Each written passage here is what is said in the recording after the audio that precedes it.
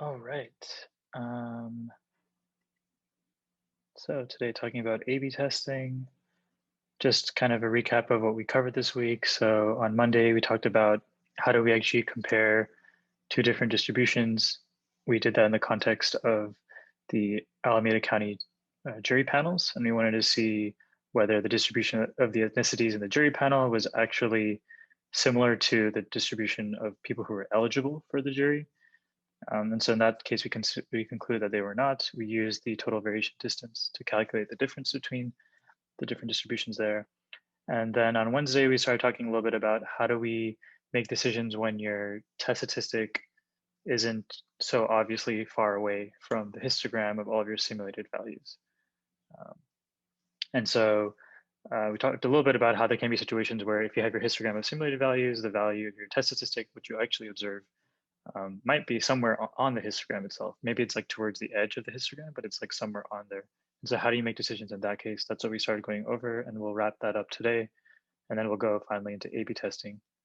And we'll go into what that means in a bit. So don't worry too much if you don't know what that is. A few announcements. So this week, homework 7 was out a little bit earlier. So it's due next Thursday. Turn in early for a bonus point. We're also going to be having a few catch-up sessions for the midterm. So if you feel like you might be a little bit behind or struggling with some certain parts of what we've covered so far, we'll have catch-up sessions on specific topics there. So please answer in the poll there. That's going to be very helpful for us to make sure that's as helpful as it can be. And then next week, of course, we have the midterm on Friday, 7 to 9 p.m. Pacific time. So we just put up a Piazza post, which has more information on logistics there. And then there's a couple of guides that we put up, one around general preparation for the midterm, and one that's specific to random functions, which goes over all the different random functions that we are using this course so far. And we'll go over some of them today as well in this class. Um, and I think in general for preparation of the midterm, I would say the best way to prepare is, we had this wealth of content in terms of past midterms and even final exams, although the midterm is probably more appropriate. Um, and what I would recommend is try to do one of the past midterms and then grade yourself essentially, look at the answers afterwards, and then see what you got wrong, go back and review that part of the course, that material, then try another midterm and then kind of repeat, so that we can kind of slowly fill the gaps in where anything where you're confused about or maybe struggling a little bit.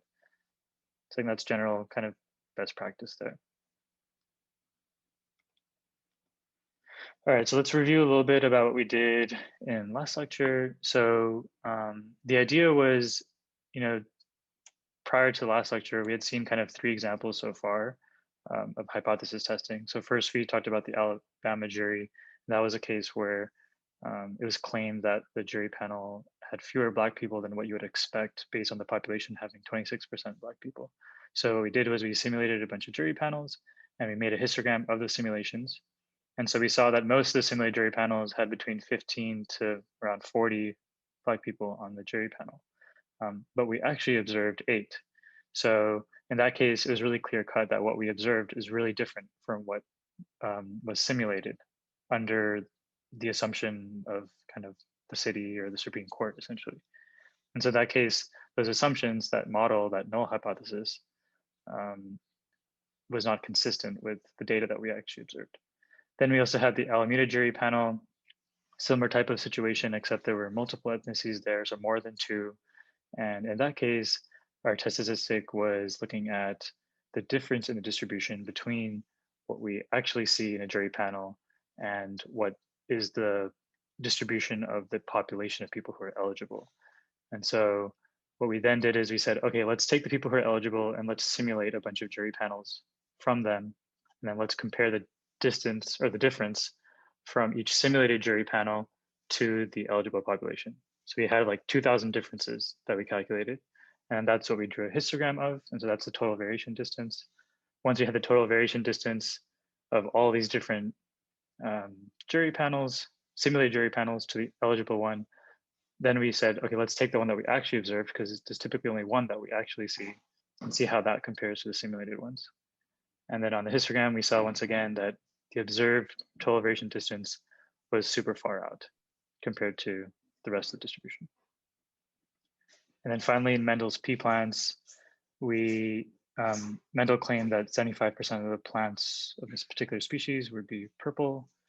And to verify that claim, what we said was, okay, what we're going to do is we're going to look at how many are actually purple and then calculate the absolute difference from 75%. So if you get like 85% in your particular sample, that's a difference of 10. If you get 65%, also a difference of 10. So once we had the differences there, then what we said was, okay, let's actually simulate a bunch of plants under Mendel's assumption of 75%. And so sometimes we got, a little bit more than 75, sometimes we got less than 75, but this histogram shows us kind of what we would expect to see if the chance was actually 75% of each individual flower, and we compare that to what was actually observed. And then so we saw was what we actually observed was kind of well inside the histogram. It was pretty reasonable that you would get something like what we actually got if Mendel's assumption was true. So that means that there's evidence kind of favoring his assumption. So those were kind of the three things that we did there. And that was kind of the setup we had so far.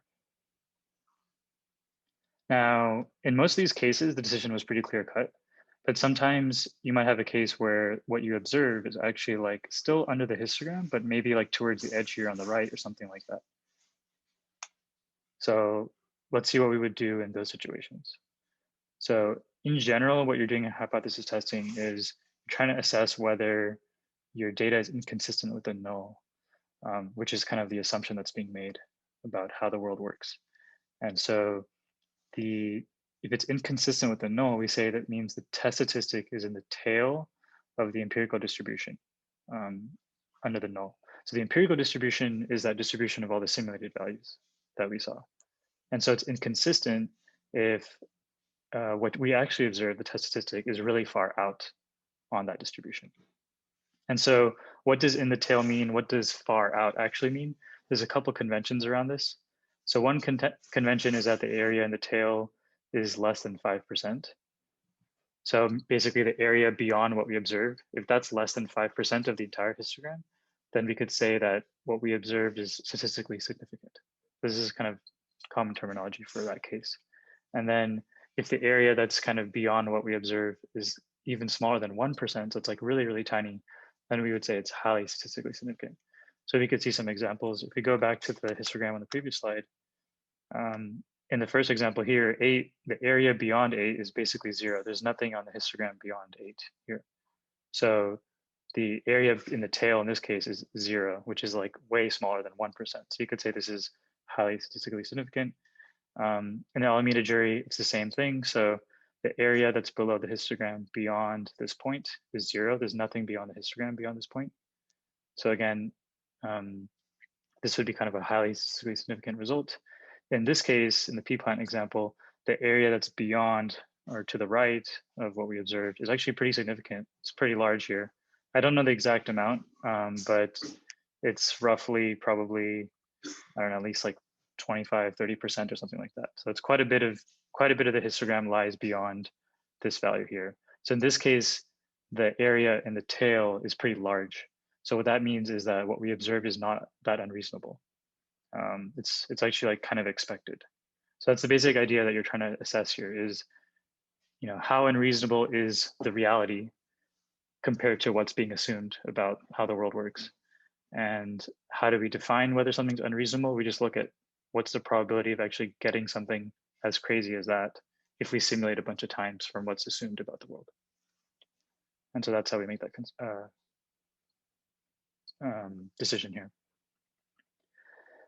So that's a basic idea. Find what's the area kind of in your simulation histogram that lies beyond what you observed, and then see how small it is. And if it's less than 5%, you could say it's a statistically significant result. If it's less than 1%, highly statistically significant. And so this area that's beyond what you observe, that's called the p-value. So here's another example. So in this case, let's say that you have some assumption about the world that you're trying to test. And so you simulate a bunch of examples from that assumption about the world. That's this blue histogram.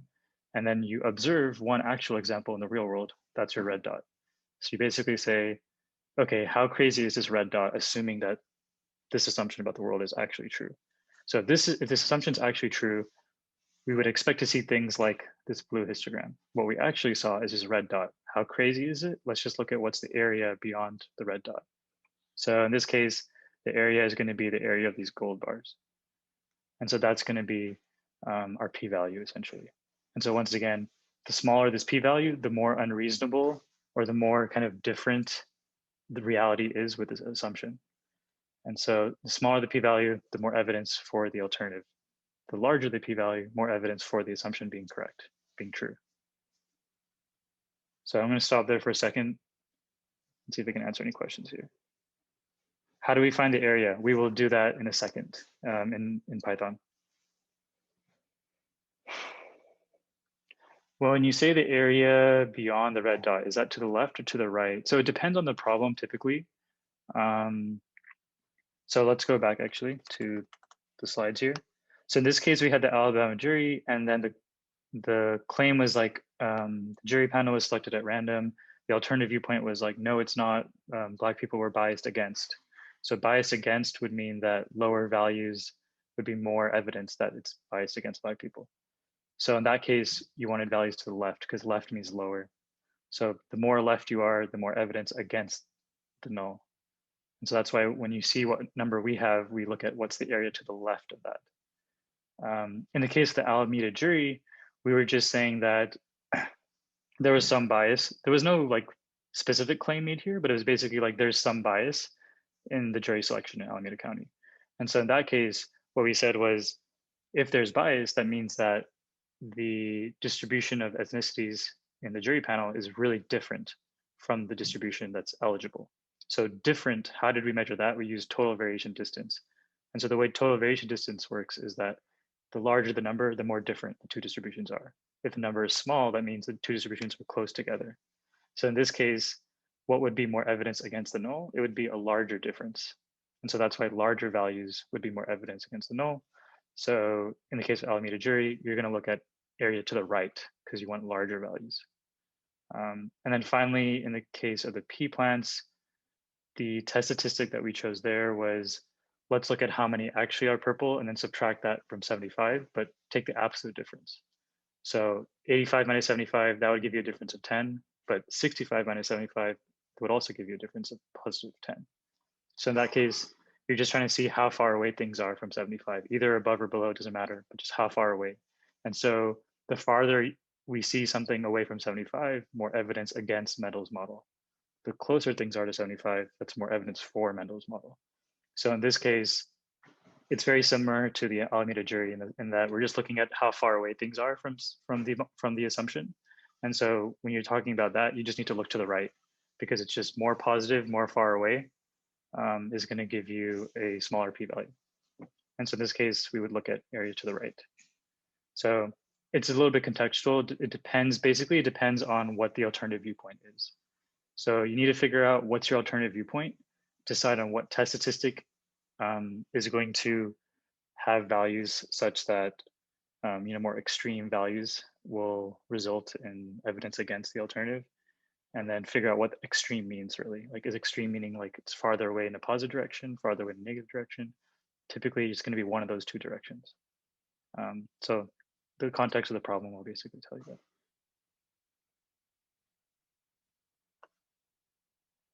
So p-value is the probability to reject the null.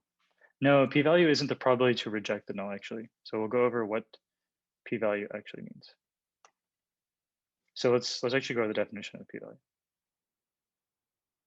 P-value is the area in your simulated histogram that's beyond what we observed in reality. So what this is actually saying is it's the chance, if the null is true, so if the null hypothesis is actually true, what's the chance that we're going to observe something that's equal to or even more extreme than the observed value that we actually saw. So basically, if I simulate a bunch of things under the assumption about the world, what's the chance that I'm going to simulate something as extreme as what we observed, or more extreme? That's essentially p-value. So it is a probability, but it's actually probability assuming that null hypothesis is true.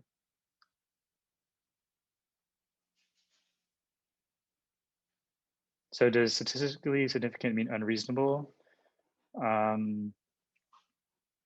Yeah, statistically significant basically means that what we observed is just really rare if the null is true. So it doesn't really mean that the null is for sure not true, but it means that what we observed in reality is like pretty rare. Like we shouldn't have really seen it. It's pretty rare that we would have seen it. And so you would basically, your conclusion in that situation is probably going to be that, you know, the data we observed is not really consistent with the model. Because if the model is true, we shouldn't have really seen what we saw. So that's essentially what that's saying. The larger the p-value, the less statistically significant. This is also very important. So if your p-value is very large, that means the probability of getting something as extreme as what we observed is actually really high. So that basically means that what we observed is pretty reasonable. We would have expected to see it. So larger p-value means like less crazy. Smaller p-value means it's more crazy what we saw.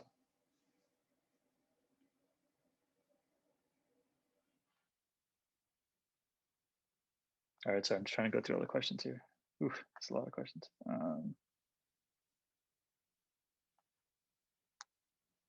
So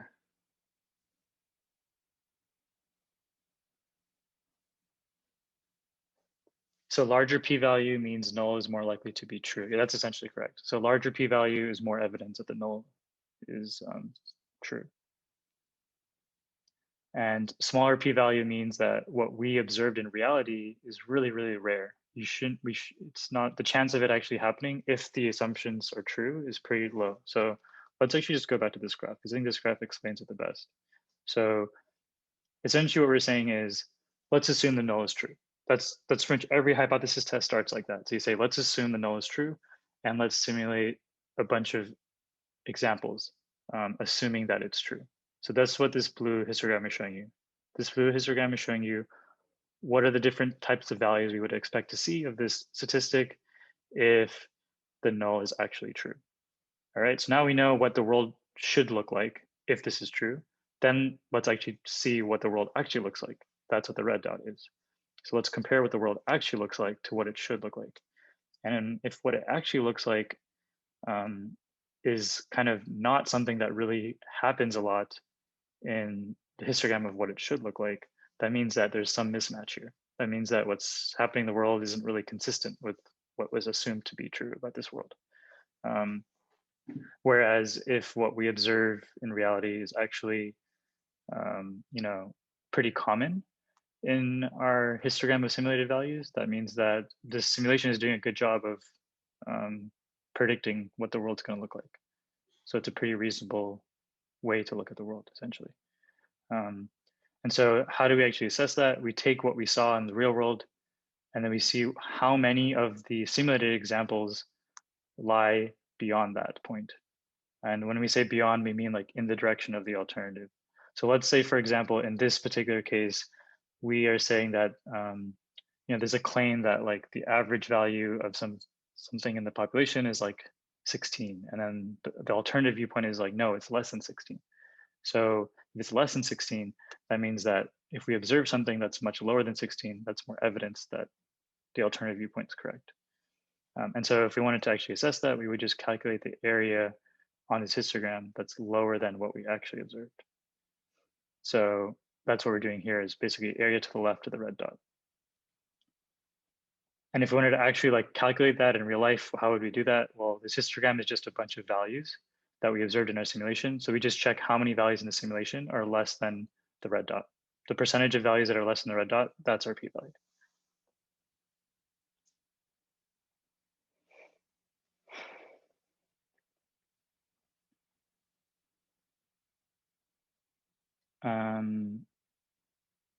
And so low p-value is evidence against the null. Low p-value is evidence for the alternative, because low p-value basically means the chance of seeing what we actually saw in reality is really low.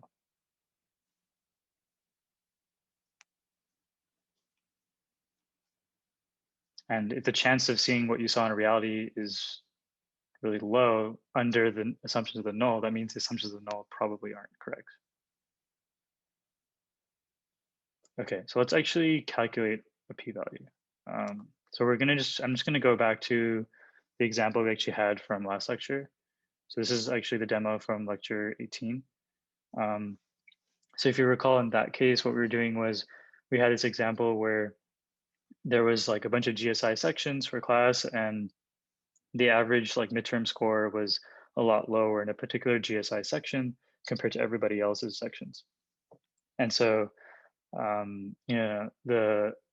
the null in that case was that, well, it's just by chance. So the GSI just happened to get lower scores in their section compared to the other sections just by chance. Alternative viewpoint is no, actually, you're just a bad GSI. So that's why people in your class, in your section, got lower scores. And so how did we actually assess that? What we did was we said, okay, let's actually assume, let's take your claim for, let's just like give you the benefit of the doubt. So we'll say, your scores were actually just randomly selected from all the scores. So let's actually just take all the scores in the class and then randomly simulate a bunch of sections of the same size as your section. So this person's section was size 27 students.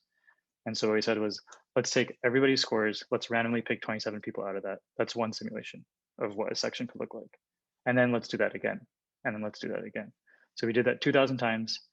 Or actually, I think we did it 50,000 times in this case. Yeah, so we did 50,000 times up here. So we simulated 50,000 randomly created GSI sections from this class, each of size 27 students. And then we said, okay, let's look at the average score of these people. And let's see, how often do we get an average score as low as what you actually got in your section? And so that's what we're assessing here. So again, this is the histogram of all the simulated scores. What actually came up in that section was a red dot. And so you basically need to understand, is this red dot consistent with this histogram? That's essentially what we're saying. Is what we observed consistent with the simulation? And how do we assess that? We look at what's the probability of getting this something as extreme as a red dot. So the probability of getting something as extreme as a red dot is going to be everything, the area of all the histograms to the left of the red dot in this case. Because the alternative viewpoint is that this GSI isn't very good, their scores were a lot lower. So area to the left, that's what we need to understand. That's our p-value in this case. And so there's a couple ways you can actually make a decision here. So one way we can make a decision on whether this GSI actually is, I guess, like a bad GSI is one we could do is calculate the actual p-value. And so, as I said, the p-value itself is going to be the area to the left of the red dot. Once we can calculate that, then we just check whether it's less than 5%. So let's assume we're using 5% as our like cutoff point. So we just check what's the percentage of simulations less than that? Is that less than 5% or not? So to calculate the p-value, this is actually the code that we can do this. So we'll do np.count non-zero. And what are we going to count up? We're going to count up how many times the sample averages, so that's the simulated averages, are less than or equal to the observed average, which is our red dot. So count up how many times our simulations are less than or equal to the red dot, divide by the number of simulations, which is 50,000. That gives you what percent of the simulations are less than the red dot. So in this case, 5.6% are less than the red dot. And we said beforehand that our cutoff is going to be 5%. So we can't change that now. That's our cutoff.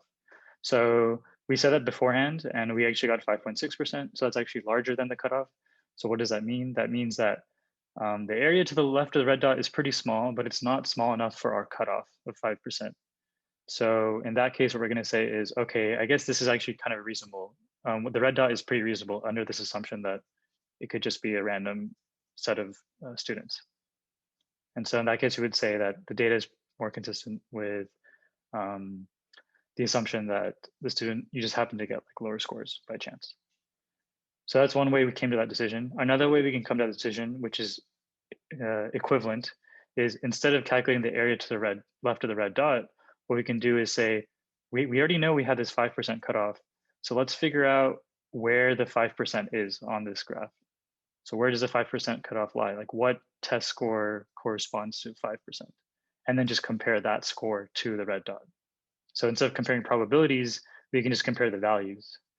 And so that's another way to do it here. So we can say is instead of finding the probabilities, let's actually find the simulated value that corresponds to the 5% cutoff. And how do we do that? We can just take all of our simulated values and then sort them by the first column. And then that's going to be the scores. Then we just take that column and take the 2,500th item. So 2,500, it corresponds to 5% of 50,000. So we're just sorting the scores from like lowest to highest, take the 2,500th. That's going to mean that everything, there's 5% of the data is above it. And so the score value corresponding to 5% in this case would be 13.6. And then we just need to compare the 13.6 to the red dot, which is 13.66. And so visual representation of that is down here. So basically what we said was this gold bar is the value on the histogram that corresponds to 5% being to the left of it. And we just compare the value of the gold bar to the red dot. And since the gold bar is less than the red dot, in that case, the red dot is kind of in this zone of what's reasonable. If the red dot was on the other side, then we would consider unreasonable, according to our rule of 5% being like kind of the reasonable border. So I'll stop there for a couple questions again.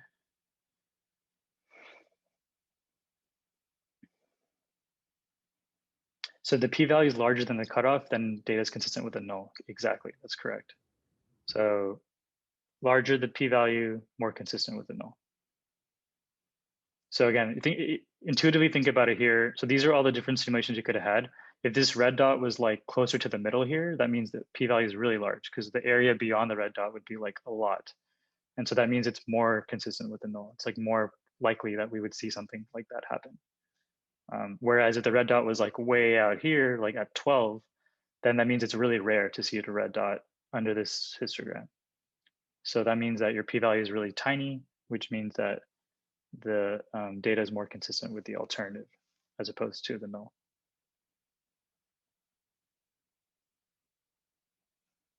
Are we always using 5% cutoff? It will be specified for you. So you should know beforehand. Before you do the test, you'll be told like we're doing a 5% cutoff for this particular hypothesis test, or we're using a 1% cutoff. So that's something you have to decide beforehand before you actually look at any of your test statistics, any of your data.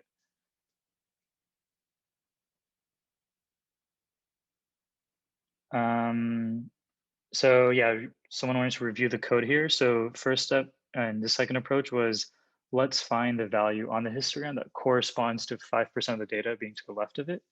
And so how did we do that? We said, let's take our table, sort by the first column, because that's what sort 0 does. So sort by the first column.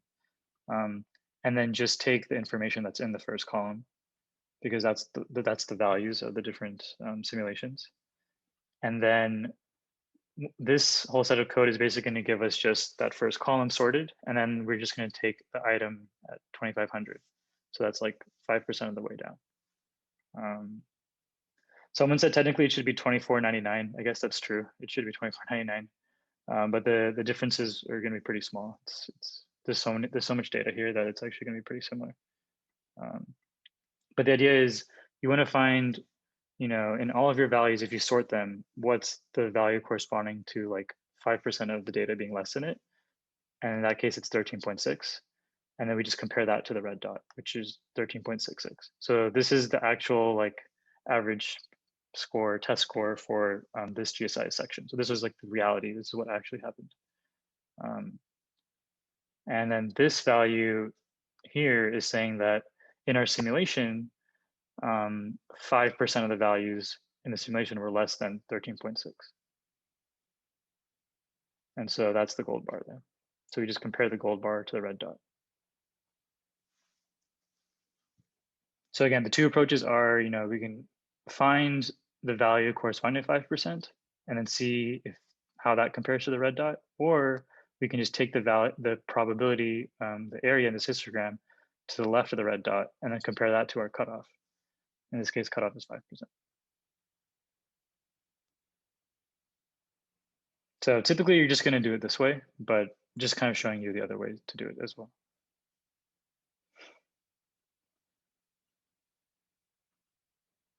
Okay, so now let's actually just take a minute to recap the different ways we've tested so far, because there've been a few different scenarios, and we're going to talk about a new scenario next. So just want to cover like what we've covered so far. So the first example we saw was one category. So in the one category example, we had something like, the percent of flowers that are purple. That was like the quantity that we're interested in. That was the parameter that we were interested in. So again, the parameter is like some number about a population that we care about. So in this case, the parameter was percent of flowers that are purple, and we wanted to assess that. And there's just one category essentially that we cared about, like how many flowers are purple. And the test statistic that we used, there's actually two different ways you can do test statistics when you have one category. So one way is you can just look at the percent of your sample that is in that category. So this was relevant, for example, in the Alabama jury case. So that one we're trying to see percent of the jury that's Black. So that was our test statistic. In the case of Mendel's pea plants, we wanted a slightly different statistic because we wanted to see whether the percentage was a specific value of 75, as opposed to just saying, it's like less than 75. So because we didn't care, the alternative viewpoint didn't care whether things were above or below 75, we use absolute value in that case. So in that case, the test statistic was absolute value of empirical percentage minus the null, which is 75. So again, two different ways to do it if you have one category, and which one you choose depends on the alternative viewpoint. So in Alabama jury, alternative viewpoint is that the jury was biased against Black people. It specifically chose fewer Black people. That's why we just used empirical percentage. In Mendel's case, we just said the number of plants that are purple, the percentage is different from 75. It's not particularly greater than or particularly less than, it's just different. And so that's why we did absolute value. And then how did we actually simulate values from the null hypothesis? We use sample proportions. So we did sample proportions, we pass in however many examples you need in each simulation, and then the distribution under the null. So in the Alabama jury case, distribution on the null is 26% Black, 74% white. And then the number you need to simulate in each simulation is 100, because there's 100 people on the jury panel. In the case of Mendel's pea plants, there were 929 flowers. So in each simulation, you need to do 929 flowers. And then null distribution in that case is 75% purple, 25% Black. So this is always going to be what you're going to use when you're doing a hypothesis test where there's just kind of one category that's being tested. And then we did another example where there was more than two categories actually. So that was the ethnicity distribution of the Alameda County jury panels. And so when you have more than two categories, then it's a little bit more complicated because we want to find a way to measure how different our or I guess our observed values are from like what's being claimed in the null. And because there's so many different categories, you can't just look at like one category and see if that's different from what the category is expected to be. There's like multiple ethnicities involved here. So you want to see how all of them are different from each other. And so one way we could do that with a single number is total variation distance. So total variation distance is our test statistic in that situation. So when you have more than two categories, then you can use total variation distance. And how do we actually call it? We use total variation distance on the empirical distribution and the null distribution. So empirical distribution is what we actually observed. Null distribution is what's being claimed. So that's like the eligible population. And then we need to calculate this test statistic for a bunch of simulated values from the null assumption. So like from the eligible population. And so how do we do that? Well, we simulate we just simulate like additional jury panels. And so once again, we can use sample proportions for this. So the reason we can use sample proportions again here is because this is just categorical distribution. So just a bunch of categories. In this case, we had like, Asian, Black, Latino, and so on. So we would just simulate the number of people that are in the jury panel, and then what the distribution is of the eligible population, and then do this entire process, maybe 2,000 times. And for each simulation, you're going to compare what actually came up to the null distribution. So basically, just instead of empirical distribution, you'll put in kind of the simulated distribution of each jury panel that you simulate. So you'll have basically 2,000 TVDs, and you can compare it to the observed TVD. So these are the kind of the main differences here so far. And then Lastly, in last lecture, we saw our first example that involved numerical data. So instead of looking at categories, we were looking at numerical data. In this case, it was like test scores. So this is like scores in the lab section. And so in this case, the test statistic wasn't like the proportion of people or the total variation distance. It was just what's the mean? What's the average score in your section? That was our test statistic, because that's what we cared about. It's numerical. So we just want to know what's the average score and like, is that average score really low compared to what you would get if you just took 27 students at random from the class?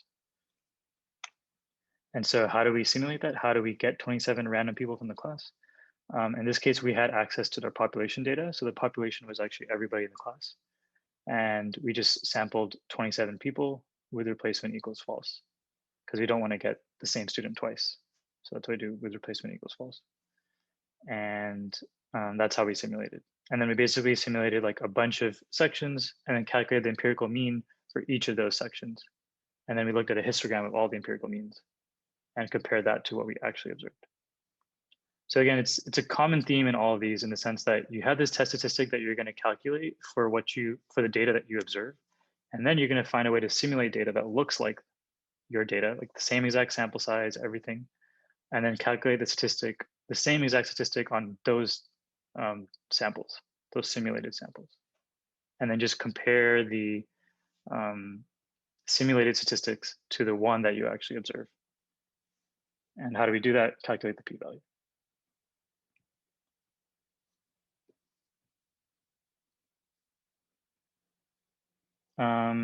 How do you decide which one's alternative, which one's null? So typically from the question, it should be clear what's the null, but the null is basically going to be the one that you can actually simulate from.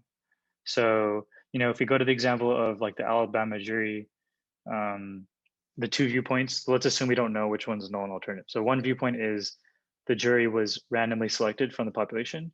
Other viewpoint is no, it was biased against Black people. So which one's easier to simulate from? And in this case, it's easier to simulate from the one that says it's randomly selected, because we know what the population distribution is. We just need to randomly select 100 people from that. So because that one's really easy to simulate from, we're going to call that the null. And then the other one is a little bit harder, like it's biased against Black people. How would you even model that? That's like more complicated. So that's the one that's going to be alternative. So that's a good way to think about it. Basically, is like the one where it's just saying things are randomly selected from this specific thing. That's typically going to be the null. In the case of Mendel's p-plants, once again, two viewpoints. One is percent of purple 75. The other one is percent of purple is not 75. Okay, well, if it's not 75, there's like so many other things. Maybe it's 23, maybe it's 24. It could be so many things. So that's way harder. We're not going to simulate from that. We're going to do the one where it's 75. That's clear cut. We understand 75% purple. I can simulate from that. Super, super clear. Alameda jury, similar thing. So Alameda jury, the situation was you had two viewpoints. One is saying the jury panel is randomly selected from the eligible population. Other one is saying is no, it's not. So no, it's not. What does that mean? Well, maybe you're not selecting enough Black people. Maybe you're not selecting enough Latino people. There's just too many different ways that I could simulate that. There's too many different ways of the world that are consistent with not being selected randomly. So we're going to do the one where it's selected randomly. That's the null. So in general, it's like the one that's easier to simulate from, and the one that's easier is typically the one where it's like everything's really clearly defined for you. So there's like a clear distribution to simulate from. There's like a clear way to simulate from that population. So that's really important. That's pretty much always going to be the null. Cool. All right, let's continue. So these are the ways that we saw so far. So we saw one category, we saw an example where you have multiple categories. We saw our first example of numerical data.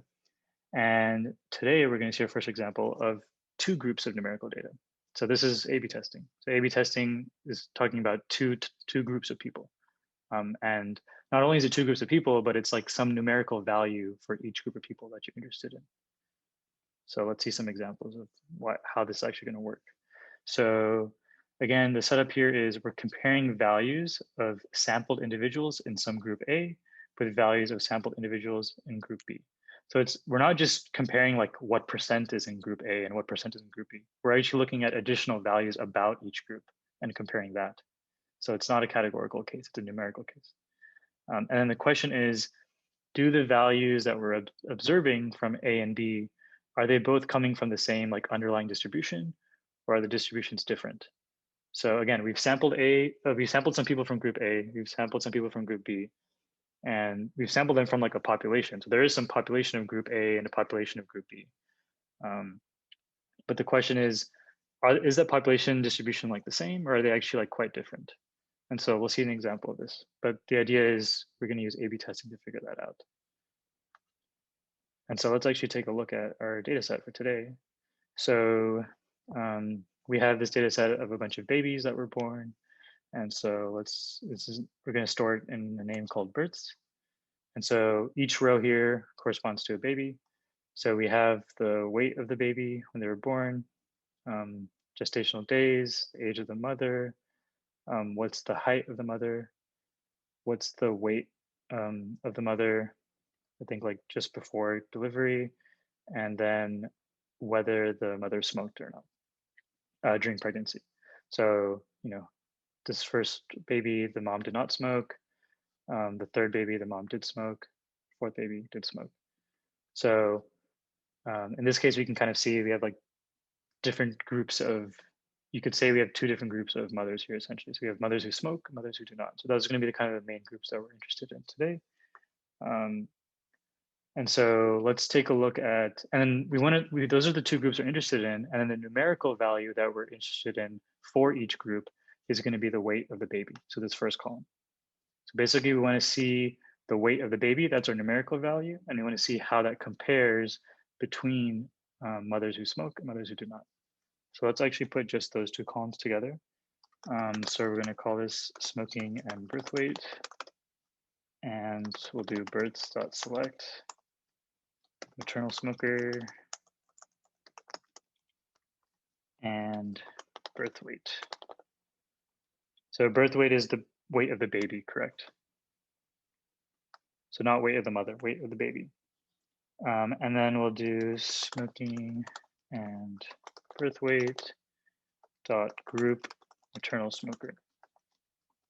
So this, when we do smoking, and so actually let's take a look at what this is first of all. Oops. So smoking and birth weight is basically the same thing as the entire table, but we just have these two columns that we care about. So we have maternal smoker, did the mom smoke or not, and then the birth weight of the baby. Now, if we want to count up how many moms there are that smoked versus didn't smoke, we could do that using group. So we could take this table and then we call group maternal smoker. And remember with group, if you don't pass any additional arguments, it just takes the unique values of maternal smoker and counts up how many there are in each one. So we can run this. So we see there's 715 mothers who did not smoke, 459 who did smoke.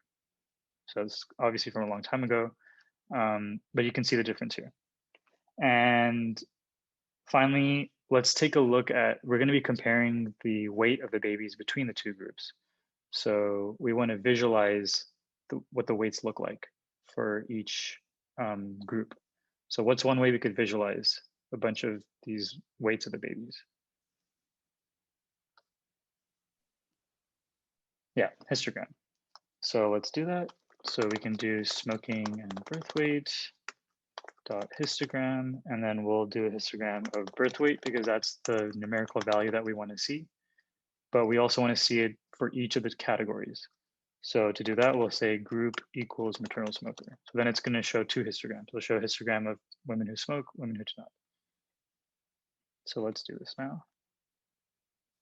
And so now we see we have this gold histogram over here, and it's like on top of the blue histogram. So the gold one is like this stuff over here, that's the weights of the babies, the moms who did smoke. And then the blue histogram is the weights of the babies who did not smoke. So what jumps out here?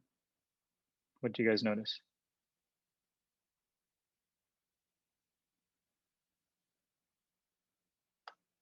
Yeah, let me put this on a new line so you can see it.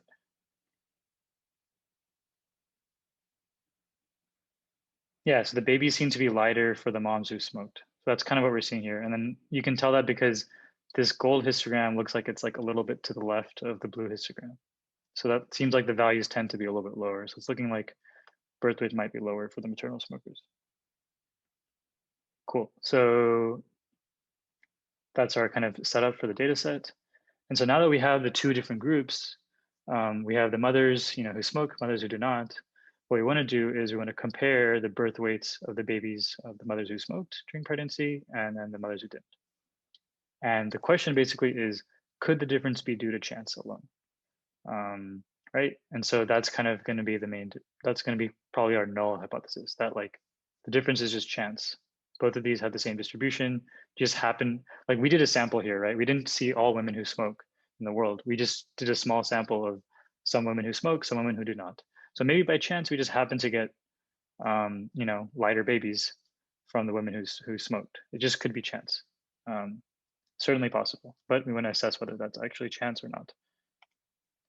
And so these are going to be our hypotheses. So basically, null hypothesis is going to be in the population, the distribution of birth weights of babies in the two groups is the same. So basically, if you look at all babies in the whole world, the distribution of their birth weights, regardless of whether the mom smoked or not, is basically the same. It's actually the same distribution. The only reason they're different in our sample is just by chance. And then the alternative viewpoint is that actually in the population, the babies of the mothers who smoke weigh less on average than the babies of the non-smokers. So basically that's saying is if you take all the babies in the world, if their mom smoked, they're going to weigh less on average than all the babies in the world whose moms did not smoke. So that's our alternative viewpoint. And so again, that one's kind of hard to simulate from. We'll explain how to simulate in a bit, but intuitively, that one's hard to simulate from because it's basically saying the average weight of babies from smokers is less than average weight of babies from non-smokers. But less than could be a lot of things. Maybe it's like 1 ounce less than, maybe it's like 5 ounces less than, who knows, right? So there's so many different ways you could make that assumption there. Whereas the null is like really clear. It's saying distributions are the same. So that's going to be our null. Oops, sorry. Cool. Okay, I have no idea how that happened. Yeah, so our test statistic in this case is going to be the difference between the two groups. So like the average weights of both groups. So we have group B, which is the smokers, group A, which is non-smokers. So we want the difference between the two. And so one question for you guys is, if this is what we're going to use as our test statistic. So we're going to take average of smokers minus average of non-smokers. What values of this is going to be more evidence for the alternative? Like are low values going to be more evidence for the alternative or high values?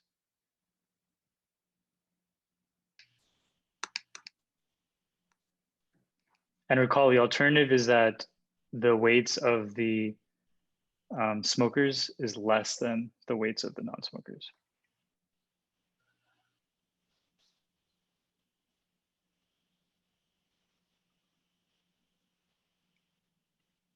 Yeah, so it's actually going to be negative values. So the smaller the values, the more negative, that's more evidence for the alternative. The higher values, the more evidence for the null. Because again, the alternative is smokers weigh less than the non-smoker. So if you take smoker minus non-smoker, you should get something negative. It's actually less. If group B is less than group A, you should see something negative. So more negative, it's going to be more evidence for alternative. And so why don't we take the absolute value? Really good question. So in this case, let's go back to the null and the alternative. So the null distribution says distribution of the weights of the babies is the same, whether your mom smokes or not. Alternative says actually your average weight of a baby is going to be a lot less for someone who smokes than someone who does not. So because it's specifically saying less than, then you can just look at the difference and that's going to be enough. If instead the alternative just said the distributions are different, it's not saying whether it's less or more, they're just different, then you would use the absolute value. So that distinction is really clear here. There's only been one other case where we used absolute value like this, and that was the Mendel p-plans. Again, in that case, the alternative viewpoint was it's different from 75%. In this case, we're saying specifically it's actually less than. Something is less than something else. So because we're making that specific claim there as the alternative, that's why you don't need to use absolute value. And we have a clear direction here too, like negative values favors alternative. If we had just said it was different, then really negative and really positive values would have been in favor of the alternative. So when you have a situation where you come up with your test statistic, you try to look at it and you think about, okay, really large values and really small values are going to be evidence for the alternative. That's not good. You want to only have one direction, and that's going to give evidence for the alternative. If you're seeing that two directions of your test statistic, or two extremes of your test statistic are evidence for the alternative, that's when you should be using absolute value. That means we got to do something and make something absolute value so that just large values are evidence for the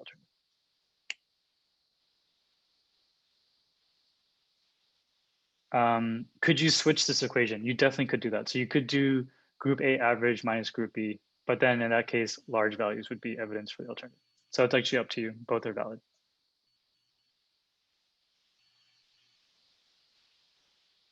All right, so I think we're just gonna stop there. We'll continue this example on Monday and kind of finish it up. And it actually goes well into the causality, but I think we'll stop there and I'll just stop the recording as well. But I'll stay on for any questions.